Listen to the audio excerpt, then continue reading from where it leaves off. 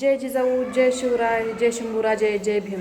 तर बांधवांनो, की आपण जे हे भगवी मुंबई करून आपलं हे ग्रॅज्युएट जे घेतलं, हैदराबाद ग्रॅज्युएट, तर ती ग्रॅज्युएट 8 दिवसाच्या आत रद्द करण्यात यावं असं ह्या छगन भुजबळचं म्हणणं यायला लागले.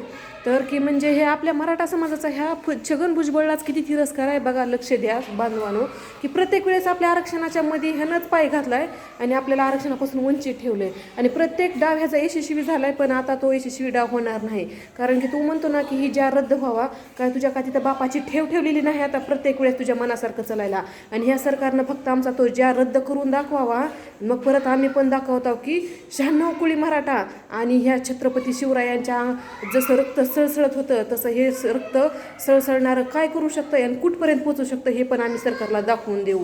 पण हे सरकार तसा निर्णय घेणार नाही, आम्हाला पक्का विश्वास आहे. म्हणून आम्ही शांत आहोत. आम्ही असल्या भुकणाऱ्या कुत्र्याकडे लक्ष देत नाही. पण तेढ निर्माण किती करायचे काम हिच्याकडे आहे ते मला सांगायचं आहे.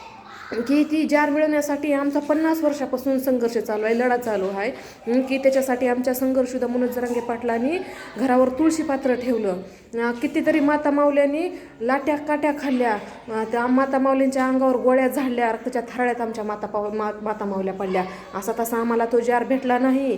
आम्हाला संघर्ष केल्याशिवाय आमच्या पत्रात काय पडत नाही.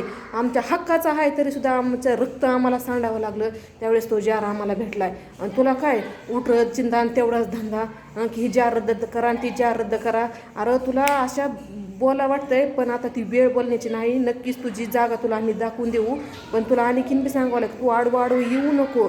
तुझ्या आडवं येणारं काहीच होणार नाही आता, कारण की कितीतरी आमच्या लेकराबाळांनी एका मार्कवून गेल्यामुळे स्वतःचा जीव गमावला आहे. कितीतरी जणांनी ह्याच्यासाठी स्वतःच्या जीवाचं बलिदान दिलं आहे. की अण्णासाहेब पाटलापासून त्या ह्या मुंबईपर्यंत जाण्यापर्यंत जर विचार केला तर लाखावर आमच्या बांधवांचे बलिदान गेले तर, आणि आमचे लेकरबाळं अनाथ झाले ती. ह्याचा तरी जरा छगन भुजबळ तू विचार कर. की आमच्या दादानी गाडी माडी काय कमवलं नाही. आमच्या दादाने फक्त समाजाला न्याय दिला.